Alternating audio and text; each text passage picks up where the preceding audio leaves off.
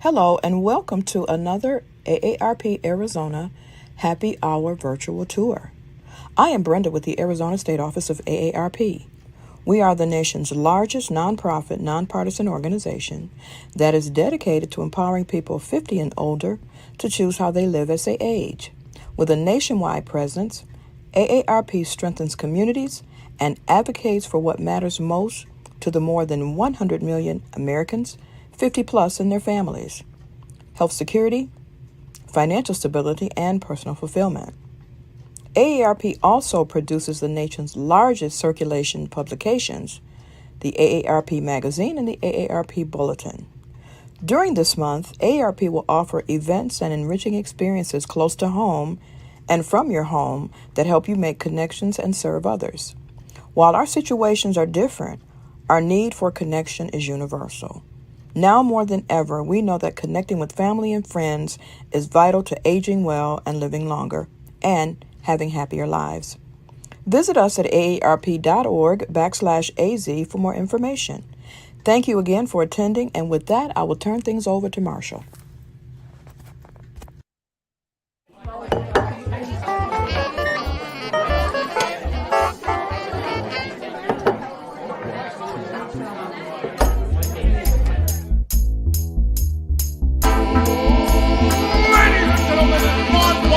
Folks, welcome to the show.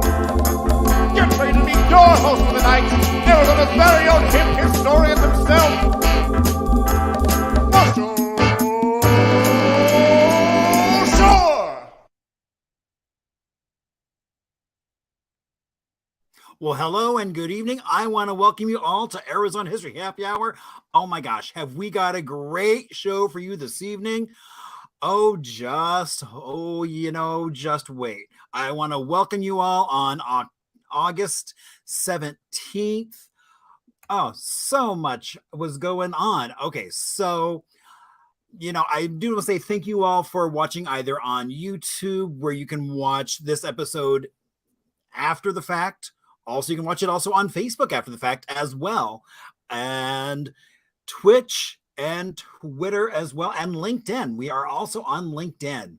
And so today, being August 17th, so 1877, Billy the Kid wounds an Arizona blacksmith, who then passes away the next day, thereby becoming the famous outlaw's first victim, before he went on his complete rampage and became an icon or villain of the Southwest. So it is also National Vanilla Custard Day. That rich, creamy texture, light, delicious vanilla flavor that's perfect to start or end a day with, whether it's put in a pie, put in a donut, whatever. It's just yummy vanilla custard. All right. So also, have you ever been scared by a black cat crossing your path?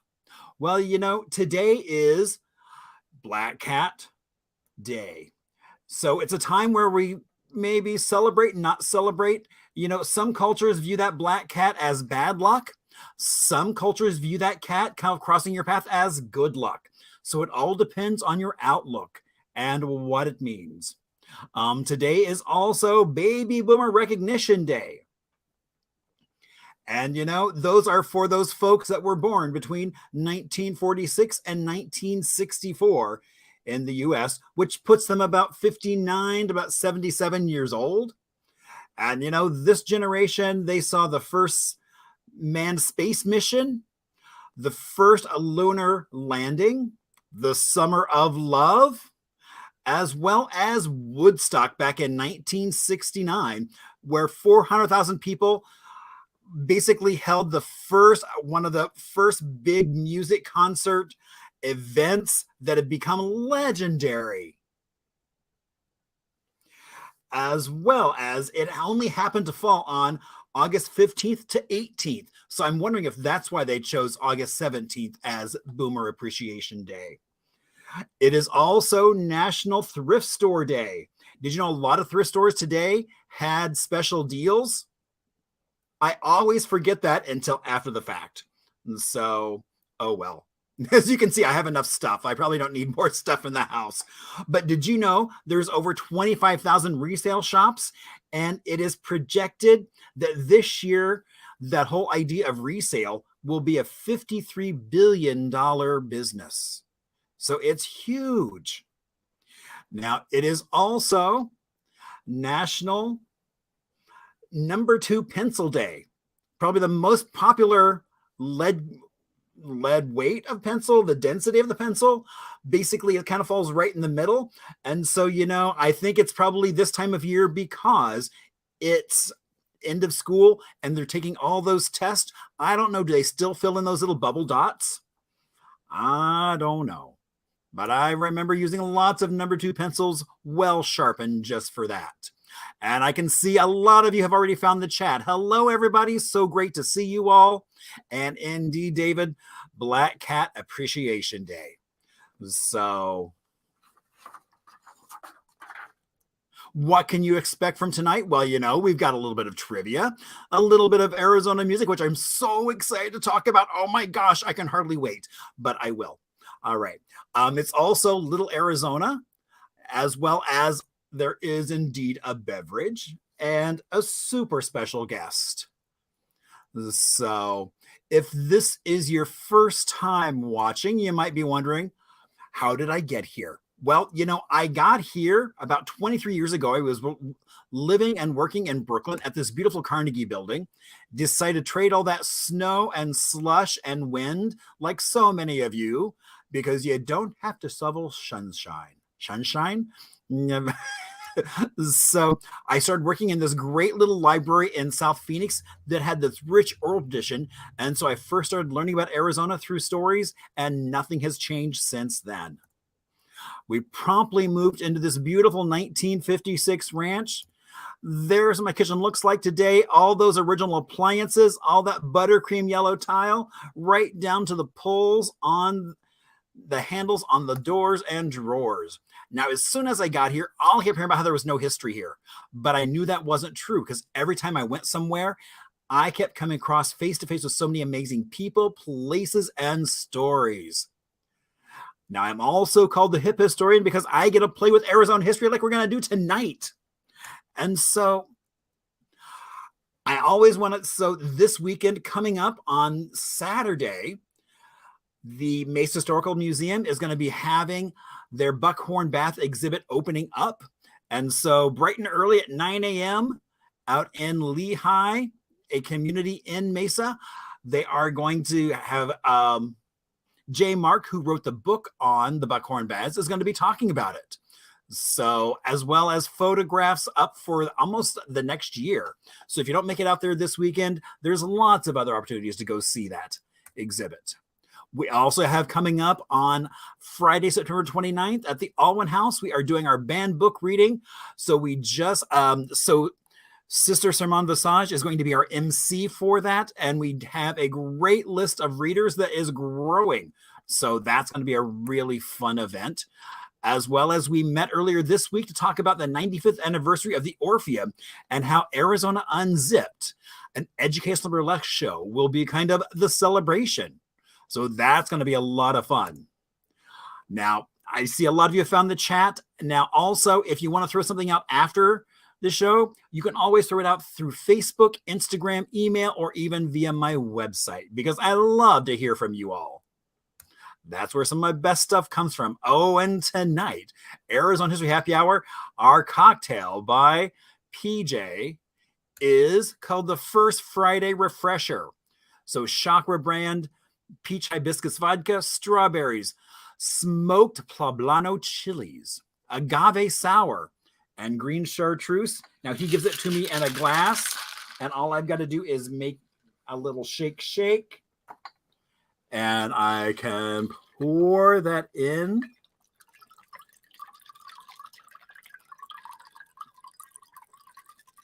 And look at that color. My gosh. Oh, there we go. There's the camera. So, oh my gosh, look at that beautiful color.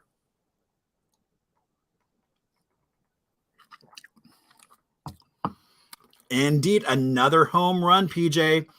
Tasty, tasty, tasty. All right.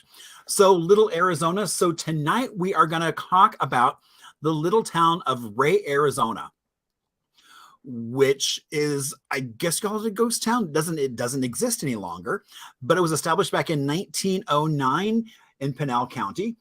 Maybe a ghost town, but it started because of the Ray mine that was there in the 1880s. And by 1909, they decided to establish a town. And by the late 50s, it actually wound up being moved. So there is pretty much what was Ray, Arizona. Now, Ray, Barcelona, and Sonora all were moved to Kearney because of the mine. They basically swallowed up the entire town. But one thing that I love about Ray, Arizona is that no matter how big or how long ago it went missing, this little mountain town did produce Gory Guerrero, who was a famous wrestler, as well as Jean Marie Simpson, who was an activist and theater and film artist, as well as Tom Graff, who went on to write, direct, and even act in that classic B horror movie, Teenagers from Outer Space. So, well worth watching. All right. And now we get actually a chance where we get to talk to someone else other than just my voice. I'm going to bring on my amazing guest for the evening. Hey there, Marshall. How are you? I'm fine. How are you doing? I am great. It is so good to see you. And it's great to see you too. I learned so much from you. It's amazing how much history there is here in Phoenix and in Arizona in general. It's astounding. There's always more stories. Just when you think so, it's like, oh, wait a minute, here's something else. As we will get into even later tonight, I'm so excited to talk about from the music history, but we've got a lot to do before we get there. Yeah. So, all right. So, Stephen, so folks who don't know who you are, tell us a little bit about yourself. Oh, gosh. I've been in Phoenix since the summer of 2015. Came here from Connecticut, was the place I lived most recently before then. But I grew up in the Northwest, pretty much raised in the Seattle area. So I've moved from the Northwest. I've been down in California, out to the Northeast, and now here I am in the Southwest again, loving it here. Indeed. And I moved from New York, and it's such a different place, and that's okay. It is. I mean, the summer's a little tough. This one especially has been a little rough, but it beats, the snows and winters in New England by a long shot. Very much so. Yeah. All right. So now I know we've got a little bit of trivia coming up. And so what we're going to do is we do trivia a little different here than if you're used to bar trivia, where it's just what's the answer onto the next thing. So the beauty of what we do here on Happy Hour is we're going to go through our list of questions that are all multiple choice. And then we're going to go through the answers and talk about them a little bit. So it's not just what's the answer, but why is that the answer?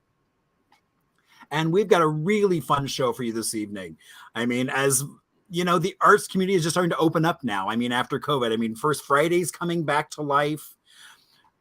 So as well as so many other arts venues are now getting ready to start their new seasons. And I think we might even talk a little about some of those upcoming events. Yes, we will. And so, you can keep track of trivia. It's like if Anita's watching, she's got her special notebook. You can keep track of it in the chat session. Whatever makes you happy, go for it. It's all good. All right. So our first question, what was the first skyscraper built in Phoenix? Was it A, the Westward Ho, B, the Hurd Building, C, the Loris Building, or D, Chase Tower? Which one of those do you think was the very first skyscraper built here in Phoenix?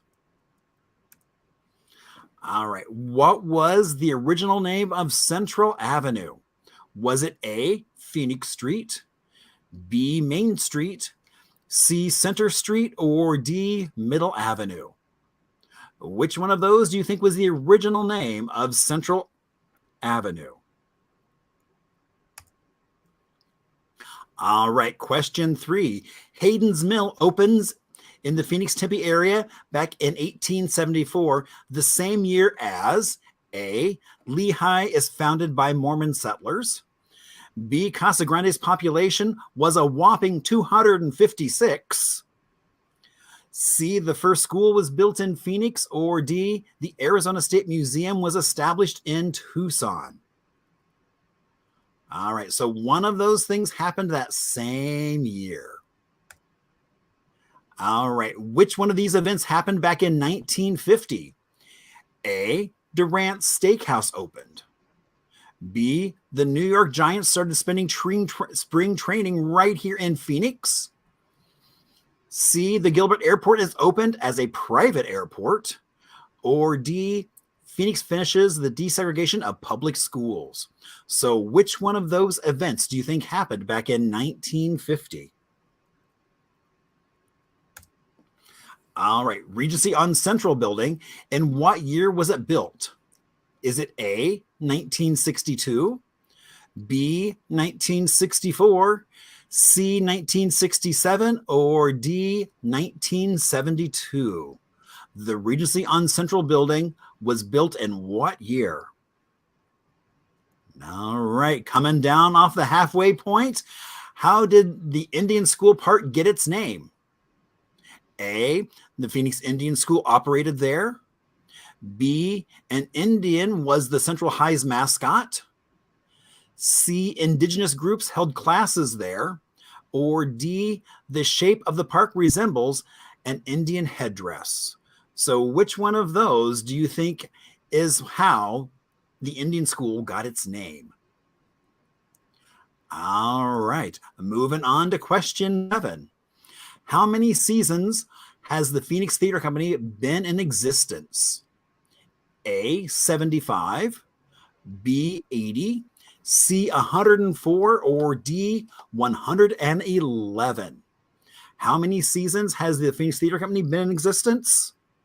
It's one of those. All right. Question 8. The Phoenix Ballet, Phoenix Ballet West Arizona, and Arizona Dance Troupe merged to become A, Dance Arizona Dance, B, Ballet Arizona, C, Southwest Ballet, or D, the Arizona Dance Ensemble. So those 3 groups merged to become what? Where was the Arizona Opera established? A, Prescott, B, Phoenix, C, Tucson, or D, Bisbee? One of those places is where Arizona Opera established itself. All right. Before Symphony Hall, where did the Phoenix Symphony perform? A, backyards, B, Phoenix Union High School, C, Phoenix City Hall, or D, Encanto Park? Oh, and that amazing band shell. That would have been really cool to see. All right. So there we go for trivia. So while you're locking in your very final answers, we are going to go on and do a little bit of Arizona music history. So, you know, when we were talking about kind of all these different cultural events going on, I was like, you know, there's a really cool story about how the Phoenix Little Theater in the early 50s did a performance called Antelope Boy. Now, Antelope Boy was a children's book written by Margaret Phelps, whose husband was the Supreme Court Justice for Arizona.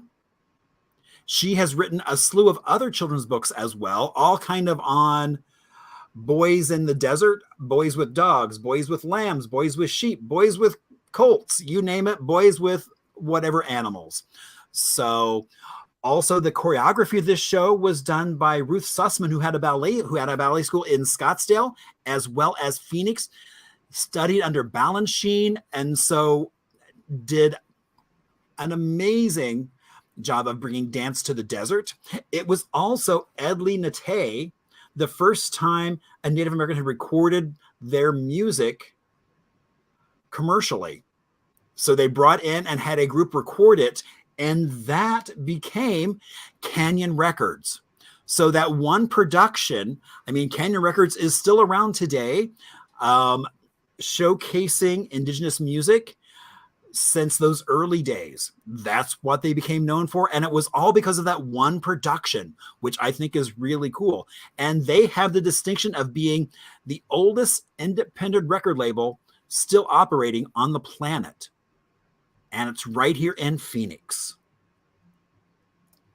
All right. So who is ready for some answers? I'm sure David's ready for some answers. All right. So, what was the first skyscraper built in Phoenix? The Herd Building. B.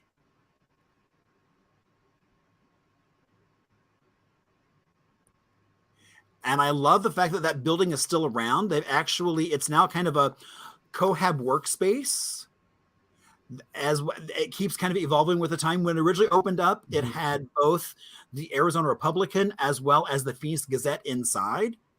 And it even housed what then became KTAR on the tower above, as well as being featured in Psycho. When they do that opening pan across the city and you see the tower, it's on top of this building because the tower had not been placed on the Westward Ho yet. So this building you can still see, and I was going to put a map in there because I'm really bad at directions. Basically, it's central just south of Monroe, right next to the alley with Valley Bar in it. So really cool space. All right. What was the original name of Central Avenue? Center Street. Spelled quite phonetically interesting as opposed to just Center Street. So this map is late 1800s of what kind of downtown Phoenix looked like. All right. Oh my gosh. And so Hayden's Flour Mill opens back in 1874, the same year as the first school is built in Phoenix. It was basically a little adobe building that quickly was outgrown, and then another school was built that was torn down, and eventually it's on the same corner where the San Carlos is today. And I think one of the interesting things about the San Carlos is it has a well. So what? Okay, so Stephen, when you turn your faucet on right now, what happens? Yes. When you turn on the cold water faucet? Cold water comes out. hopefully, except when it's hot outside. Right, exactly. Or it could be scalding. One thing I love about the San Carlos is the fact that it has a cold water faucet, and that water comes from that well. And so those are still in use in all the rooms today, which I think is pretty dang cool. It is. As well as San Carlos has its own. I mean, it was just featured. I know Ghost Adventures was just there filming. So I don't think they've aired the episode yet, but I'm intrigued to see what they found at our most haunted San Carlos hotel. Oh, and what happened back in 1950? Durant's Steakhouse opened. So, Steve, have you ever been to Durant's? I have, yes. It's just up the street from where I live. I love the fact that to get into it, if you walk in the front door, people look at you like you've got a frog on your head. Exactly. They really want you to go around through the back door. Exactly, and go through the kitchen. Indeed, yes. Yeah. And all that. Well, they said apparently the celebrities and socialites like to go through the kitchen, sort of sneak in the back way. Well, that makes us all socialites then, doesn't it? Exactly, it does. I mean, those classic bartenders and that red flocked wallpaper. And, and Jack Durant has quite a story himself. Really? Yeah. I mean, there was, so recently I had a friend ask me if I had my own little IMDb thing, and I do, and I was an extra. It's called Durant's Never Closes. It's a movie about Jack Durant. And so Travis Smith, actually a local film producer, created that, and I know he's gallivanting around the country doing other projects as well. But yeah, so Mabel Leo, who passed away, I think last year, had written a book on Jack Durant. And it was always interesting because she always would have tidbits that she's like, oh, I couldn't put this in the book, but here, I'll tell you. And I'm like, uh-oh, what do I do with this information? Was it or was it not a mafia hangout? It sure feels like it when you walk inside. It has that very East Coast feel. It definitely does. And those classic bartenders, I think still the best martini in town. I like Andrew said that he did go to Durant's and he went in through the front door. You know, I did the first time I went. I did the same thing. Oh, did you? No, I went through the back, right through the kitchen. Well, because at that point I was taking public transit. Because when I first moved here, I was taking the bus. And so that's where it lets you off. So I walked in and I was like, why is everyone staring at me? And then I quickly learned, oh, that's why everyone's staring at me. So. All right. Regency on Central Building. In what year was it built? 1964. So the end of the baby boomers, basically. Indeed, yes. And you know, and famous for those windows that are really floor to ceiling that just give you this huge panoramic view as you look out. I live in that building. I live in that building on the 14th floor.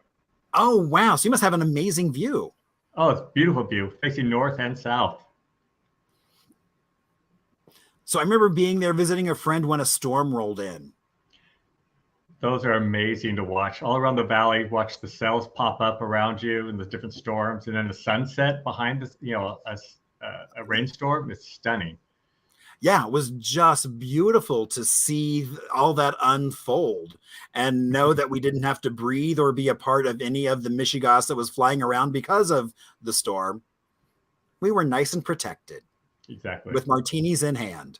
Mm-hmm. So. All right. How did the Phoenix Indian School get its name? The Phoenix Indian School operated there. And I always find it so shocking how, I mean, that school, you know, it's like when you see the park, you think, oh, that was closed a long time ago. And it really did not. It was still operating quite late. Yeah, 1988. Yeah, I mean, and just shocking that I'm glad they were able to preserve some of the buildings. And the visitor center there is actually really interesting. You can go in and kind of get an idea. The curator of that is actually one of the graduates of the Indian School. And what's interesting is the Heard Museum has a great, you know, exhibit on the, you know, Native American Indian schools in the country. That's definitely worth going through.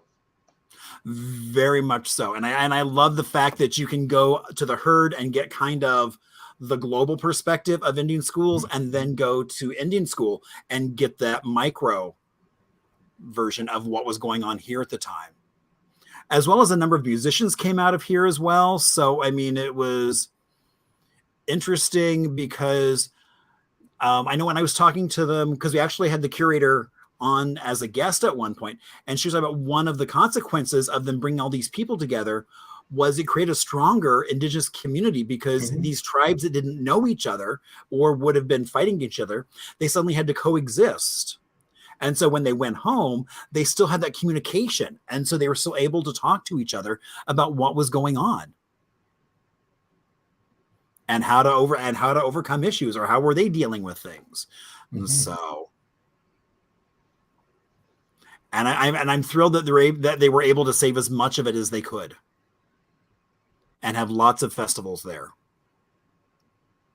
Oh, and then this is so cool. Okay, so how many seasons has the Phoenix Theater Company been in existence?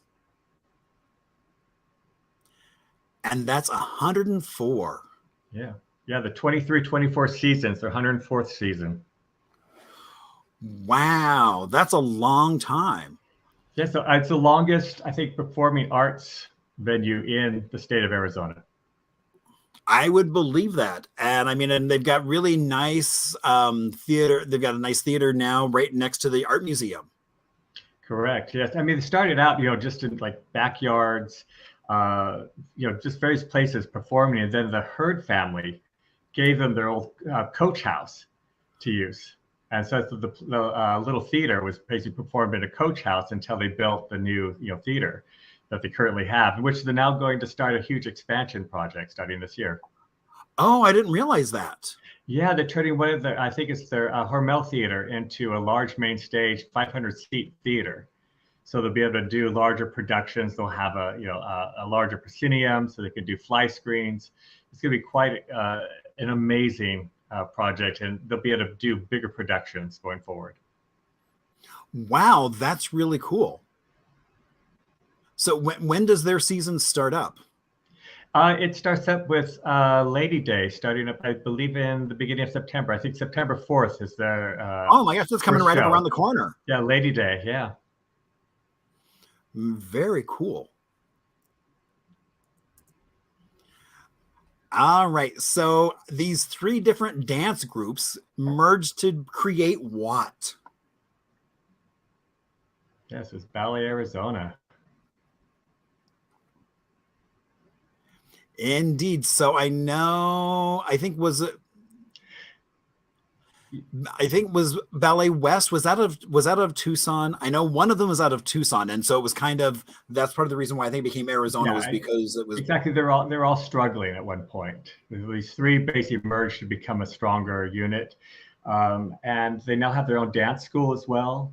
They have dancers from all over the world that perform with them, doing some great work. In fact, they have their new season starts. It's on October 26th, I believe it is, with Juan Gabriel, which they premiered last year.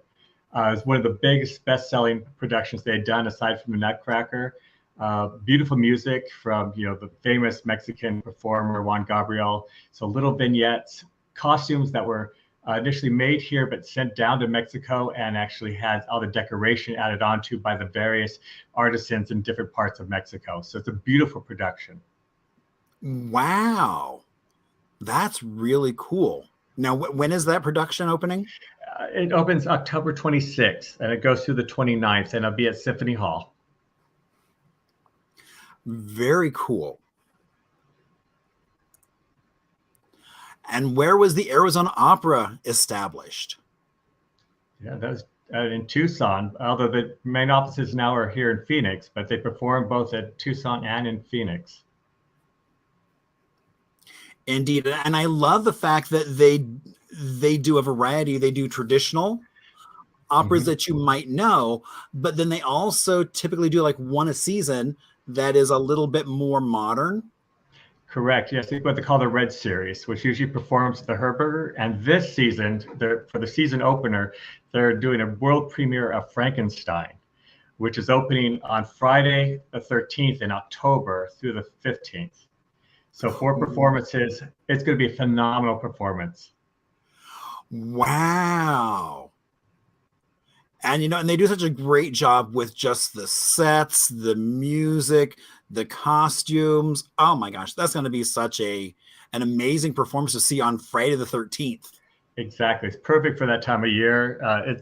I definitely can't wait to see it. And and then throughout the year they do then probably operas that people are more familiar with as well. Exactly. So they do a nice do balance. Traditional classics. Exactly. They really do. But the Red Series, usually from the Herberger, gives them a chance to do some new contemporary works. They're also going to be doing new works festivals, I think in November. So there'll be little samplers of new works that are in production that opera composers are putting together, so you can learn to see what the future of opera is going to be as well. Oh, I didn't realize that. That's fun. Yeah. Wow. No, because when I was in New York, I used to go see City Opera because they would do all these kind of really avant-garde operas. They're fun operas. Yes. Yeah, some really quirky things. So I will definitely check out the new works. That sounds really fun. All right. And before Symphony Hall, where did the Phoenix Symphony perform? Yeah, At so the high Phoenix, school. yes, the high school. It's amazing that they started there, isn't it? It is. Yeah, they started a part-time orchestra with a city of fewer than 100,000 people, which was amazing at the time. And then for 25 years, they performed at Phoenix Union High School until in '72 they moved into the newly built Symphony Hall. Wow. So they went from went really from the auditorium directly into their own hall. That's pretty amazing to make such a huge transition. Mm-hmm. It's a And great symphony. They do great work. Again, very contemporary works, but then the classics. They also will perform, I think, at Tempe Center. No, Mesa Arts Center. They perform at Mesa Arts Center in addition to performing at Symphony Hall. So they really spread out their music throughout the valley. Well, I remember a few years ago they did a bit with Basil Twist, who is a famous puppeteer. So they bring in all these different other influence as well. So it's not just strictly music, and bringing in pop culture references as well. Mm-hmm. So definitely worth checking out their season to see what is going on, because definitely it's getting to be that time of year where everybody's getting their list out. Oh yeah, we get our tickets in spring. We start booking out our next season's tickets, 6 months in advance. So our calendar gets booked with everything going on here in Phoenix, and there's so much arts happening. Small little theaters like Stray Cat. You've got all puppet players if you want to see adult themed puppets shows, which are just a riot to watch. So yeah, you could be busy pretty much almost every night of the week during the theater season. And now they are actually going to be hosting Howard the Duck at the Orpheum in the next few weeks, which I've never seen that movie. It's supposed to be really bad, and I'm like, how much fun to see with an audience on a big screen. So exactly. I think I might make my way there to see that. But I mean, yeah, indeed. I mean, this is just kind of the season. I mean, it's like, I know I'm right now trying to get someone from the Black Theater Troupe to come on and talk about their history. So, I mean, there's so many amazing theater companies that are here and cultural spaces. Exactly. I mean, from the art museum down through these small little, almost like not the Viant anymore. But there used to be a couple theaters downtown that would have small troupes that would be able to rent it out, and they could do a variety of performances there. So there's all kinds of, almost any given weekend, there's something going on. There definitely is. Almost too much. There are things we have to pass up because it's a one night thing. It's like, oh man, we already have something booked that night. I've done the exact same thing where it's like, I love the fact that it's like, I can't do everything. So I've got to prioritize. What am I going to try and do? Or can I sneak out of this and get to this just as it starts? So exactly. So all right. Well, I want to say thank you so much for coming on. And I always love to ask people how they did. Now, Stephen, I know you just published a book. I did, yes. Search for Complete is my debut novel. So tell us a little about your book and how can people find it? It is available at Amazon, both in Kindle Unlimited, and in paperback. And there will be a sequel coming out at the end of November as well. So there'll be a 3-part series. And Search for Complete, it's a tough book to classify as a genre. I like to consider it contemporary literary fiction inspired by a Greek myth. But it's really about 3 people trying to find something to fill a void in their lives. And the idea that people come into our lives maybe for only a brief moment, but there's always a purpose why they're there. And that if we are open to meeting them, talking with them, really getting into conversations, that those conversations can be a catalyst for change in our own lives. And so that's what this book really sort of looks at, is how to view each person as a possible catalyst for a change in your life. And, and that can really happen. Just before COVID hit, the Art Museum had done an exhibit on Paisley fashion. And so I went. It was actually the last big event they did before COVID. And so I am basically dressed in my Paisley caftan and on light rail and have this interaction. There's this gentleman who keeps kind of looking at me. And all of a sudden he comes over. He's like, "Are you an artist?" He then pulls out this comic book that is autobiographical about what his family has gone through to this moment. And it was really that chance meeting that it was really, I didn't get his name, don't know how to reach out to him again, but it was just such a great, brief moment interaction. And I love the fact that that's how you kind of know we're in a big city, when you can have these really incredible interactions with people and then go on about your day. Exactly. Yeah. And again, some people stay in your lives a little longer. Like you said, some are just that brief moment, but they can change your outlook for that day. You could also have, like, maybe had a bad day, but a brief encounter with somebody, great conversation, all of a sudden you feel better. So just opening yourself up to those experiences with people, I think, is so important. Exactly. And I think what you're saying is really kind of that idea of just being open. I mean, that's so much I think about, especially about what all the change that's going on right now in Arizona, is just be open, because people are trying a lot of new things.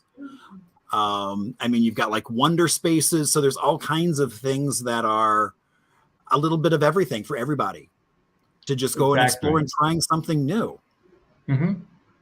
I mean, some of the stuff that Walter Studios have been doing. During COVID, they did a really cool Frida Kahlo exhibit. And so even venues you don't expect to be kind of cultural suddenly can surprise you. Oh, very much so. Again, if you talk to somebody, they might tell you about an event that you've never even heard about. And again, all of a sudden you try it. I mean, how many times do you have somebody mention a restaurant or a new bar, or mention a show they just saw, and it's like, oh, I've got to go try that out. I never even heard about it. But again, just allowing yourself to really meet people and talk to them and just share things with them. Don't, stay on your phone all the time and ignore what's going on around you, because you're going to miss out on so much. Indeed. So, Stephen, thank you so much for coming on and sharing a little bit about kind of your cultural trolloping. Thank you. Yes, downtown. It's a blast being downtown. There's so much down here. I mean, I'm so thrilled that we live where we do, and having within walking distance, not at this time of year perhaps, but most of the year we can walk to almost all the theaters and museums. I mean, what a treat is that? Right. I mean, then you have things like the Herd Market coming up. I mean, yes. So that, I mean, again, so many showstoppers coming up. Definitely. And this is such a great time of year, because it's just kind of like, as all that's starting to unfold and get scheduled, and letting you know kind of what's out there. Yeah, and there's so much out there to see. And Phoenix is a city that, yes, we're a sports town, but we're also an arts town. So go explore the arts. And people sometimes forget that. Very much so. And then the milieu of all the sports oriented stuff, but there's still all these other cool things. Very much so. Yeah, expand your horizons. Exactly. And as you said, be open to new experiences. Exactly. Well, thank you. I appreciate this. This was such a fun thing to do, to put this, little trivia quiz together about my little corner of Arizona. So thank you again for the opportunity. Oh, you are welcome. Thank you so much, and have a great rest of your night. And you as well. Thank you. Bye. Bye-bye. Stephen, thank you so much for coming on and sharing of yourself. That was really great. All right. So now we have From the Vault. And so, I thought, since we talking about kind of arts and culture a little bit, but also the Mesa doing the exhibit starting up this weekend about the Buckhorn Baths, I was like, let's talk a little bit about their very first post office in Mesa, which opened up back in 1936 and is being redone and is going to become a really cool neon park. So, Arizona was really a hotbed of neon, and as times changed, neon kind of fell out of favor, or the amount of neon that was around, especially going down Van Buren out through Main Street through Mesa. And so they have a collection of signs. Most of them are from Mesa. Some are from Phoenix. And so they are going to be redoing and revamping that very first post office into an event space. And then there will be a cute little neon park that has some of those iconic signs, like the Dairy Queen that was right in front of the temple. that classic, I would almost say 50, I think it's 50s Dairy Queen sign that they were able to get and preserve for this park, as well as the Mesa, Bill Johnson's Big Apple. They have the Watson's Flower sign going to be there, and these are all going to be redone, relit, and so they will be looking spectacular. So people can go hang out and take a look at some of that classic neon and just have a great event space right downtown Mesa. I mean, I love this because, I mean, it literally is just off of Main Street, right next to the Arizona Museum of Natural History, the Idea Museum down the street. So it's going to create this whole little, you got the Mesa Art Center right there as well, where you can take classes. So within this one little venue, you're going to have access to so much right in just that area. I mean, downtown Mesa is going through a renaissance right now. So it's going to be really cool. So now you'll see, I always suggest that if you're watching on Facebook, this is why you should share the love, because we are going to keep bringing you more Arizona history and more love. Next week, we have Chad Kvetko. So his family is kind of as we talk about reselling, their family was kind of at the, I mean, Bo's Funky Stuff out in Glendale was kind of the ultimate resale shop, as well as his aunts had a shop. But he is going to be talking about tequila. So as the weather starts getting still a little too warm, you know, you might want to sit down, relax with a little bit of tequila or variations on tequila. And that's what we're going to talk about, is that history of it. So that's going to be a really fun show. Looking forward to that. And so that is going to be next week at 7 o'clock, same bat time, same bat channel. Wherever you're watching now, you can watch it then. So remember, I always love to hear from you. So if you have any stories, questions, suggestions, comments, please share away. Some of you all bring some of the best ideas. Come to me. So as we say goodnight, I love to give always a shout out to Chris Nicole, who did that great intro video, as well as PJ for always bringing something tasty to my taste buds. And as we say goodnight, we are going to watch a commercial with bits from Sedona filmed by Walt Disney Company back in 1955 for Nash. So I will see you all next week.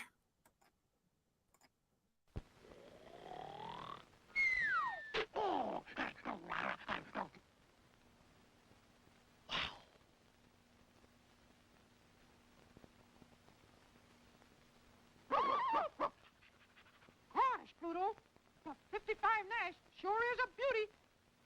That's right, Mickey. And it has a new Jetfire V8 engine that really takes off. It's a big, solid car that whips around the sharpest curves. A family car that turns and handles like a dream. And that's not all. Nash has the white... I hit the wrong button.